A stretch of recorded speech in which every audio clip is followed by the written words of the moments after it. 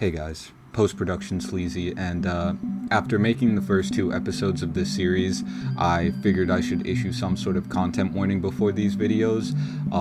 When I say this game is disturbing, I'm not kidding. This game has themes and depicts self-harm, suicide, infanticide, and harm to women and children. So if that is something that you aren't comfortable with or you don't want to watch, then I would actually genuinely implore you to please click off the video, as it's pretty rampant throughout this game. And with that out of the way, I usually don't do this, but YouTube really doesn't like people talking about these kinds of topics. So if you think that I did a good job or you liked the video, please consider leaving a like or a comment, because the engagement really helps boost the video out there. So without further ado, I hope you enjoy. Howdy femboys and girls, it is your boy Sleazy, back again with another video, and today we're going to be continuing our series of analyzing what I believe to be one of the most disturbing horror games ever released. Now, there will be a link to episode 1 in the description if you'd like to watch the full thing, but I will give a quick recap right now. Now, in chapter 1, we follow the main character Simon as he travels through an abandoned stock home in an effort to try and get home. At one point, we reach some apartments in which somebody is holed up on the 4th floor, but reaching them, we find that they're already dead, although they do have a key on their body that we use to escape the apartments. Coming across a boss enemy and eventually killing them, we pass out and awaken to meet the only other normal human character we've come across, the Doctor. Did I pass out? Clearly. Who's that? Relax. I am not one of them. Bro, my man was ready with the gun. I'm nobody. What? You shouldn't be here. It's very dangerous. Wait, why are you wearing a gas mask? Are you stupid or something? Do I look like I want to turn into one of them? I can't trust you. I don't know if you're real. Just leave me alone.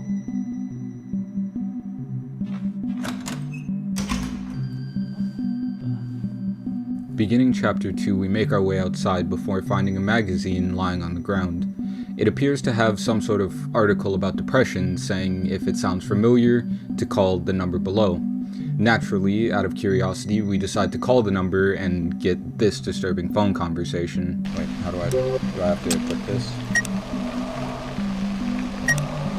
5, 4, 3, 2, 1, 4.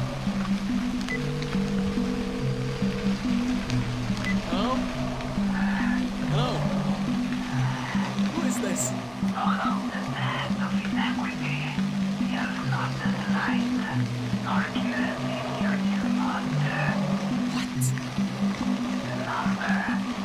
Remember the number. The new shop released. What the fuck are you talking about? I need help, please! 5, 2, 4, 7. God damn it!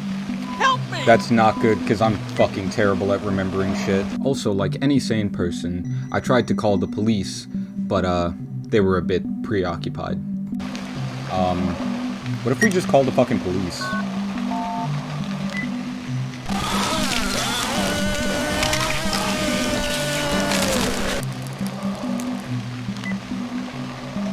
Okay, police are a little bit busy right now. Using the code we got from the phone call, we unlock a metal door and are brought into a series of extremely dark corridors, giving us probably one of the most tense sequences in the entire game. I can't... Oh, fuck me. It's so dark, I can't see shit, man. Fuck off.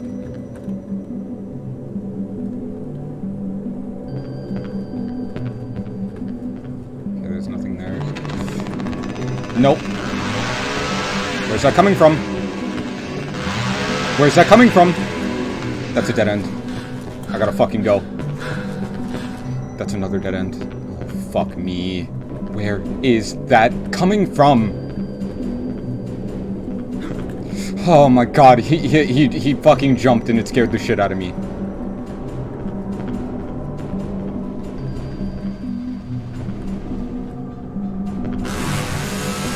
I don't want to go, dude. I don't want to fucking go. I don't want to go. I don't want to go. I don't want to go. I really don't want to fucking go down there, man.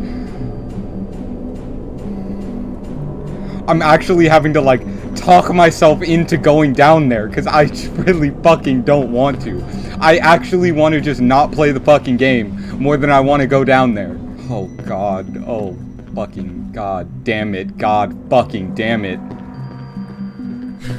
Oh, stop fucking, stop jumping.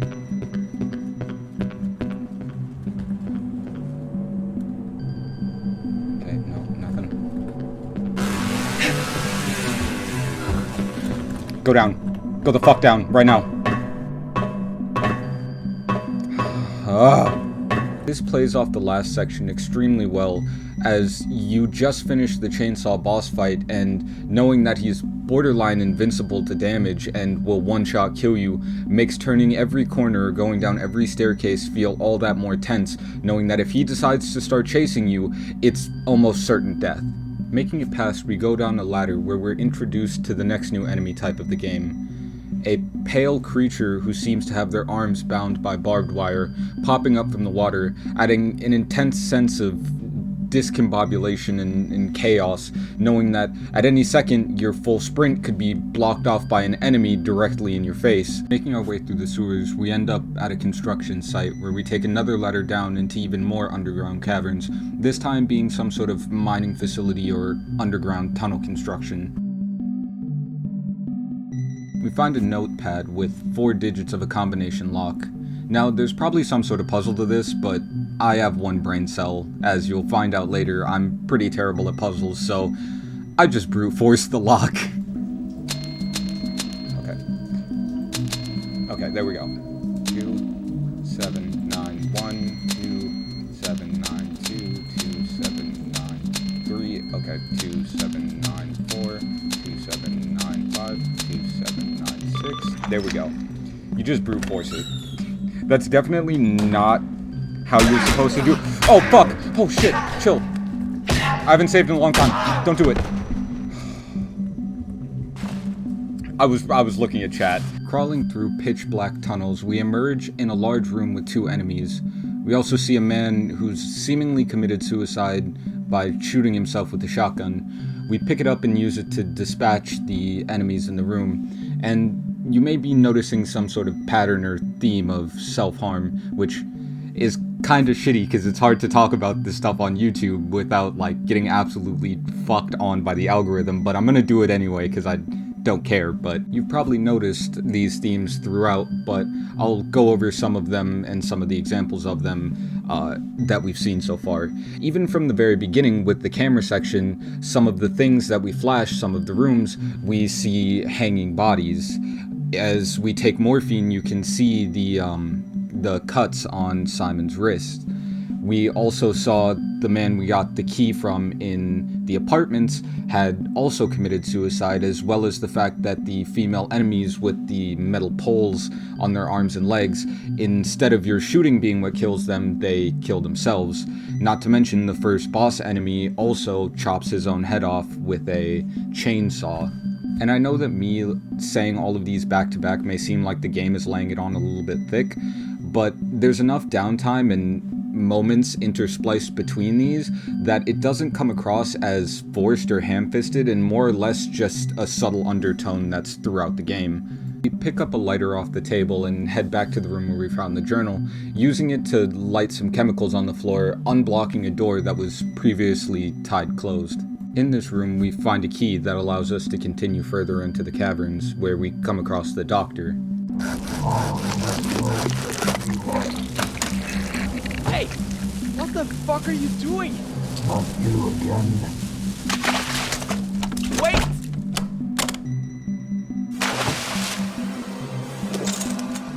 Oh fuck, boss fight? Shit. Isn't that the key I was talking This is not a good time.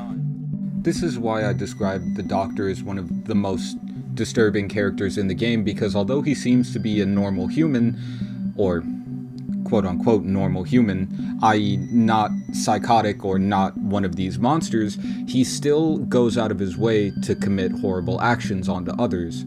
For example, crucifying and decapitating a man to try and find a key that he didn't even have, as we see the monster swallow it immediately after. We're then thrown into a boss fight, and for the limited amount of space and environment that we have to work with in this boss fight, I feel like it's done extremely well, as the way you kill him is by turning the 4 cranks on the walls to electrocute him and drop his health. But as you're turning these cranks, it is extremely excruciatingly slow, and the boss can one-shot you, building up this sense of tension as you go that at any moment he's getting closer and closer, and that your doom is inevitable. Using a hacksaw to cut the key out of the monster, we then get the obligatory horror game long hallway section. But unlike most horror games that would just spawn some sort of spooky monster to run down the hall at you, Cry of Fear instead does what I feel like the game does best, and creates a hostile environment and a distorted world for you to walk through.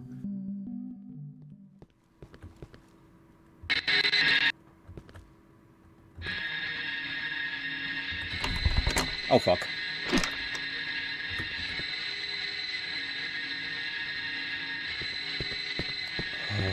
Alright, let's get it. Let's fucking get it. Oh, fuck me.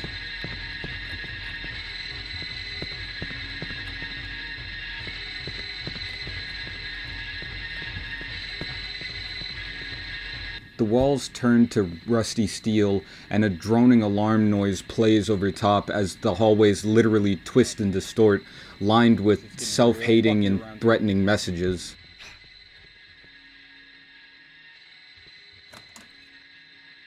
As you go through a door, you make it to a room with a metal-grated floor, where you have to try and run through a twisted maze of dead ends as your health is slowly drained. Ow, ow, ow, ow, ow, ow, ow. I'm out of stamina. Hold on. Waiting for my health to get real low. Alright, use it. Stamina's regen. Made it. Thank you for telling me that. You told me that just in time for me to get to it.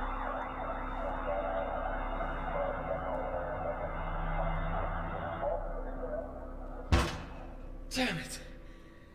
What was that? Hallucinations? Am I going insane? Shit. This is also the first time we get any mention of hallucinations, which brings into question how much of this is reality versus the deluded, traumatized mind of a man who's recently gone through a horrible accident. This would explain why everything around him seems to be twisted and distorted, why there are so many monsters roaming the streets but no real normal people besides the doctor. He views everyone as these monsters. This would also explain why the themes of suicide seem to be so pervasive throughout the entire game. It's because it's a lingering thought that follows him everywhere. Beginning chapter 3, we climb our way out of the sewers and finally make it back to the surface. Looking at a bus map, we find that we need to make it to Saxon Ave, but attempting to go down the road, we see that it's blocked by a giant, writhing, fleshy mass, so we have to go around through a tight ductway. Well, looks like we're not going that way.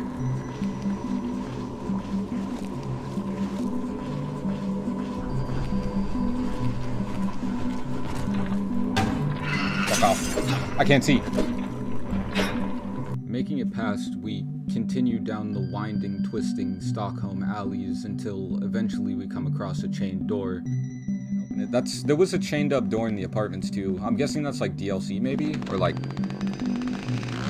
It was not DLC. It was not DLC.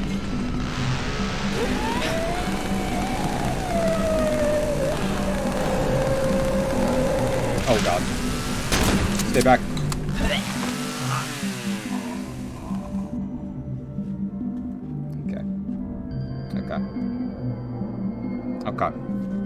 Okay. I see you. No, game, I see you. Now, I'm ashamed to admit, I did die to this a few more times than I probably should have, but the enemy is extremely fast and your stamina really does not last that long. Plus, the game will try and trip you up by putting false ways to go and doors that are just locked. Just one shotgun shell and that's it.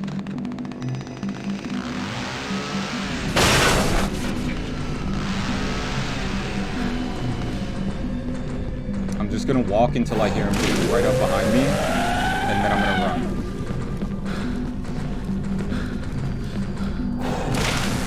He is so fucking fast. How do I outrun this dude? Stamina, please!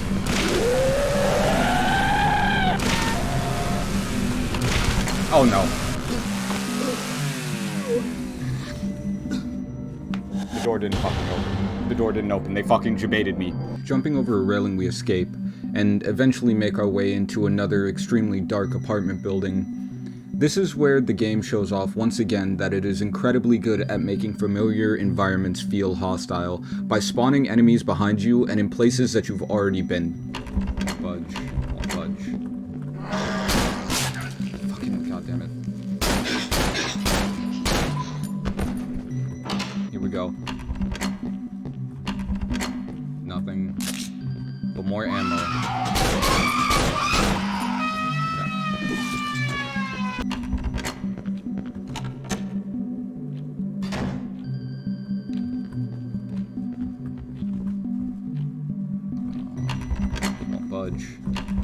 Budge. Ammo. Another nightstick. Why would I need two? I guess that's in case you didn't pick up the other one. Holy fuck. Oh.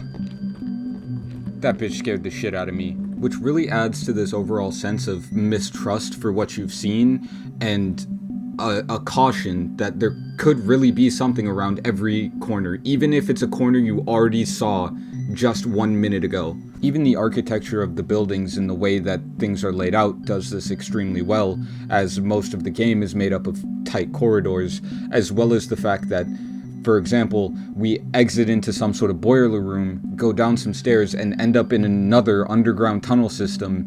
And why does this random apartment building have an underground tunnel system, which then in and of itself leads back to an almost identical boiler room? The game is extremely effective at simultaneously giving you this feeling of steady progress while also enveloping you in a feeling of being turned around or lost, almost like you're walking through an endless loop, as if you had stepped into some sort of M.C. Escher painting. And I believe that this was intentionally done to sort of convey this feeling of disassociation that Simon has with his environment. Now, unfortunately, we reach what would probably be my first major gripe with the game. This puzzle is not very clearly laid out, and one part of it I want to say is me just being idiotic, but even with chat's help, it seemed nearly impossible to figure out, as it's a north, south, east, and west puzzle where you have to move each statue into the proper position to unlock a door. Now, unfortunately for me, I didn't realize that one of the statues could be moved. Now, how could I do this? Well, because the pedestal to move the platform is so out of the way and is in an area that you wouldn't even realize that you can really get to, or that you would realize is even there.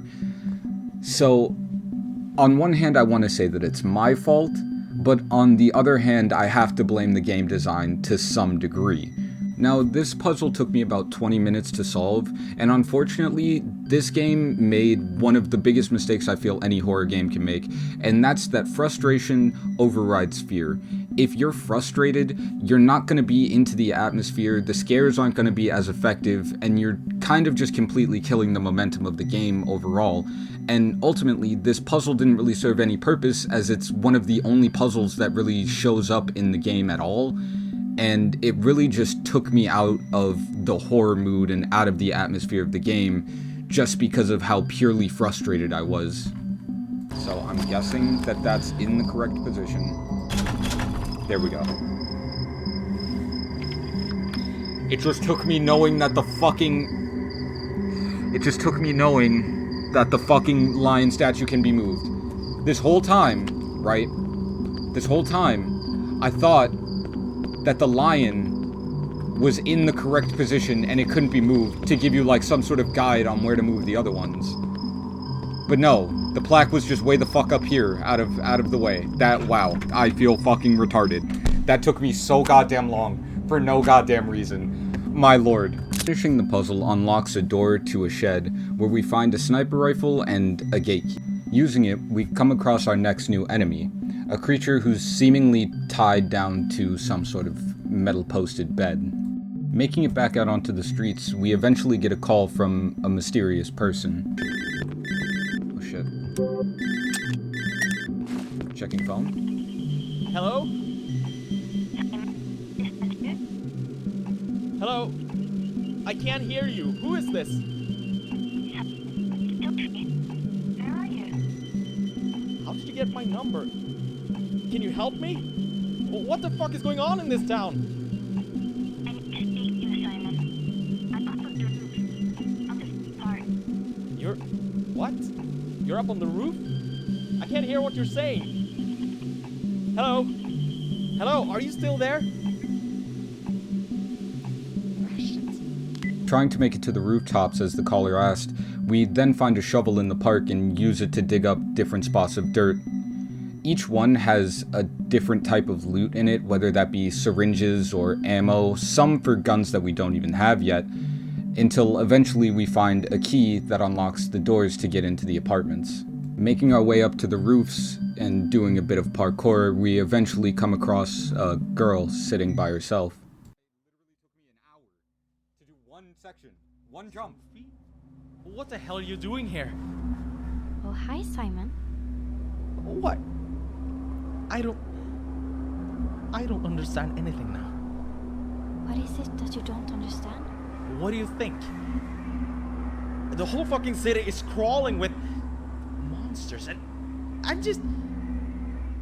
I mean, suddenly you just turn up on these rooftops? What are you doing here? Are you hurt? Oh, monsters? Simon, you're scaring me. Scaring? What the fuck? This is just sick. Well, maybe it's just... Let's talk about something else. How have you been? I don't know. I'm just confused.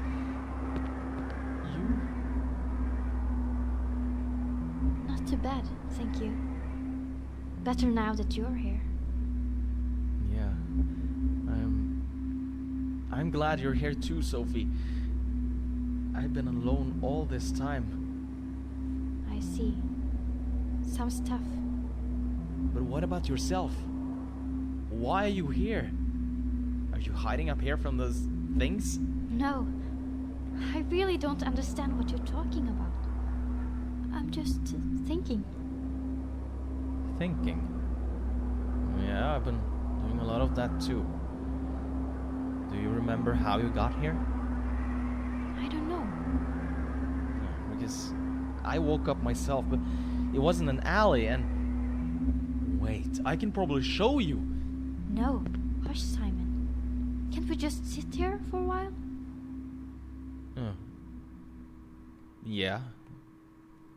Sure.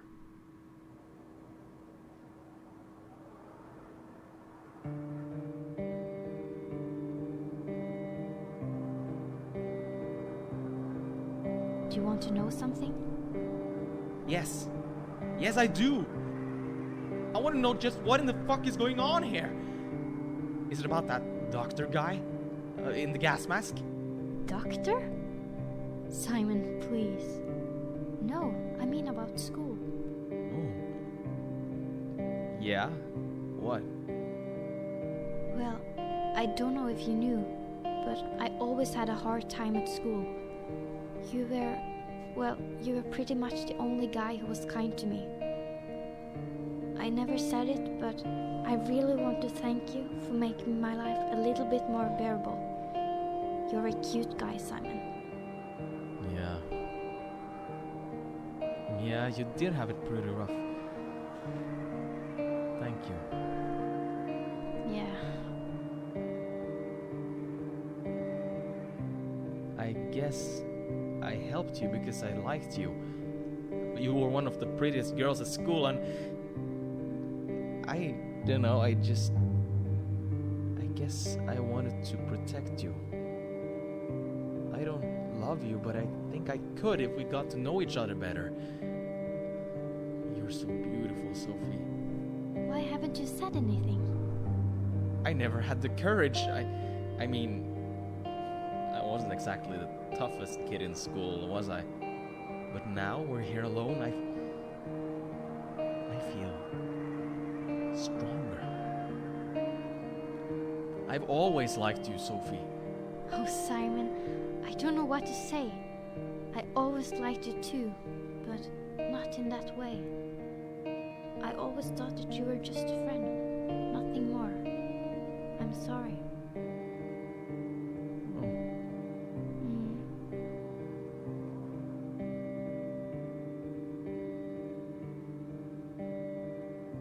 But, oh, shit. Damn, so much stuff has happened lately. All this craziness, the darkness and the monsters. I think I'm going crazy. I'm so glad I found you. I know. A lot of things have been going on lately. Yeah, really. Was it you who tried to phone me, by the way? Yeah, I wanted to talk to you. To get away from it all. Oh, but what? Out here? No, away from everything. Away from all this. What? What do you mean? You know full well what I mean. Wait a sec, you mean all... No! No, no, no! Sophie, why did she... What the fuck? This isn't making any sense.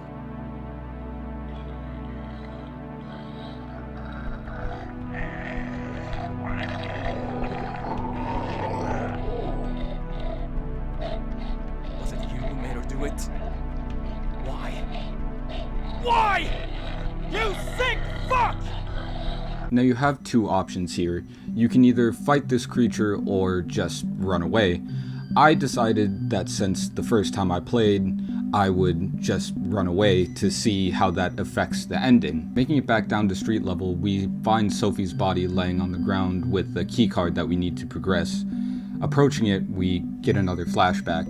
Sophie, Simon, let me go. I love you, Sophie. I have to leave. Please, I fucking love just you. let me go, Simon. And that brings an end to Chapter 3.